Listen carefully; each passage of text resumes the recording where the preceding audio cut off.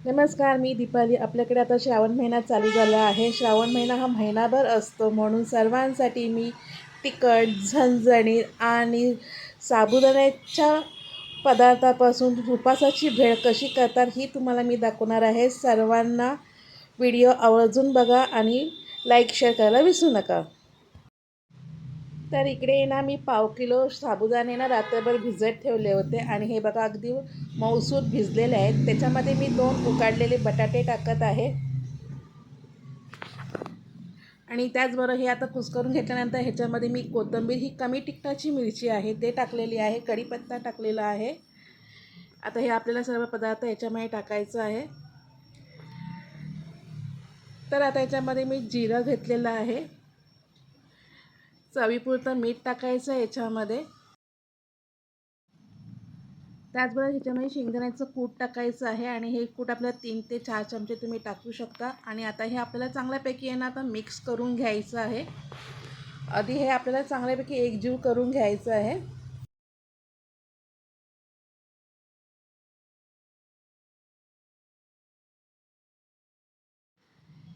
हे आता आपलं मिक्स करून झालेलं आहे. तर इथे आपल्याला छोटे छोटे साबुदाण्याचे वडे करत असेल. तुम्ही म्हणत असाल हे काय साबुदाण्याचे वडे दाखवते, रुको जरा सबर करो, आगे व्हिडिओ देखते चलो.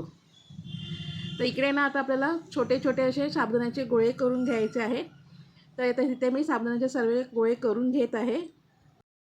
इकडे ना मी तेल गरम करत ठेवलेलं आहे.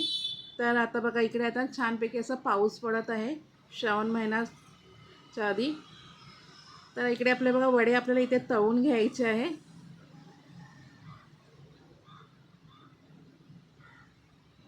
साबुदाण्याची साई तुम्ही छोटी मोठी ठेवू शकता. ही मी आहे कधीतरी व्हिडिओमध्ये स्वतःला असं दाखव म्हणून माझ्या सर्व फ्रेंड मला बोलत असतात, माझ्या बहिणी बोलत असतात, तर मी स्वतःला दाखवते तुम्हाला. बऱ्याचशा व्हिडिओमध्ये मी दिसत नाही तुम्हाला, खूप मोजक्याच व्हिडिओमध्ये मी असते. तर इकडे आता आपले साबुदाणे तळून घेऊया आपण. तुम्हाला असं का म्हणाले तिखट झणझणीत, कारण की ना सर्व पदार्थ आपण जे उपासाचे करतो ते गोड असतात, किंवा एखादा आपल्याला असं घावणे चटणी वगैरे वडा वगैरे ते करायला इतका वेळ नसतो. हे ना एकदम तुम्ही तळून केलात ना ही भेळ, अगदी तुमचं पोट दिवसभर भरून राहील आणि तुम्हाला असं भूक लागली सर पण वाटणार नाही श्रावण महिन्यामध्ये. तर प्लीज तुम्ही नक्की ही रेसिपी ट्राय करून बघा. इथे आपल्याला साबुदाण्याचे वडे ना तळून झालेले आहे. तर आता आपण इकडे पुढची प्रोसिजर करूया. हे बटाटे घेतलेले आहेत मी, एक बटाटा मी उकडलेला घेतलेला आहे, तो बारीक चिरून घेतलेला आहे.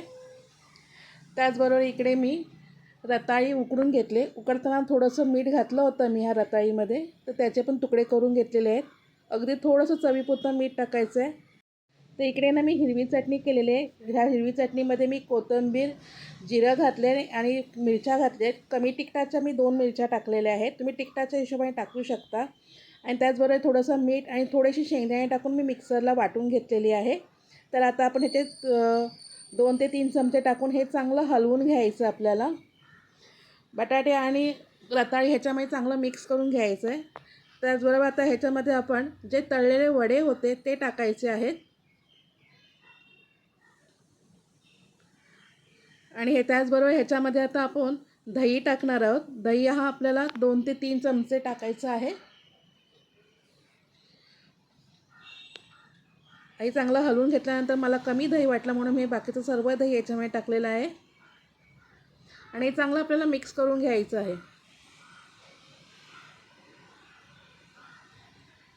आणि आता हे आपल्याला एका डिशमध्ये ट्रान्सफर करायचं आहे. इथे मी डिश घेतलेली आहे, त्याच्यामध्ये ते सर्व मी ट्रान्सफर करत आहे.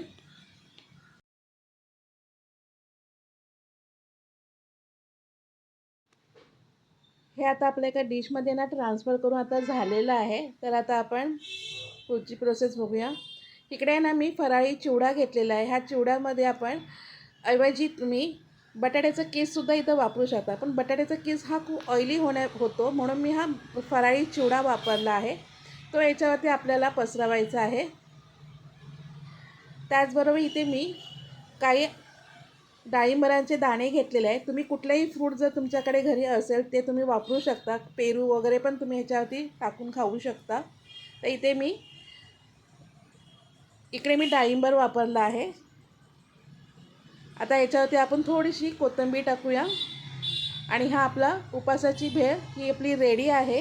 तुम्हाला कशी वाटली ही कमेंट सेक्शनमध्ये नक्की सांगा. आवडल्यास तर लाईक शेअर करायला विसरू नका. पण प्लीज माझे व्हिडिओ बघत चला. मी खूप मेहनतीने व्हिडिओ बनवते. प्लीज माझे सबस्क्रायबर लोकांनी ते बघत चला. थँक्यू.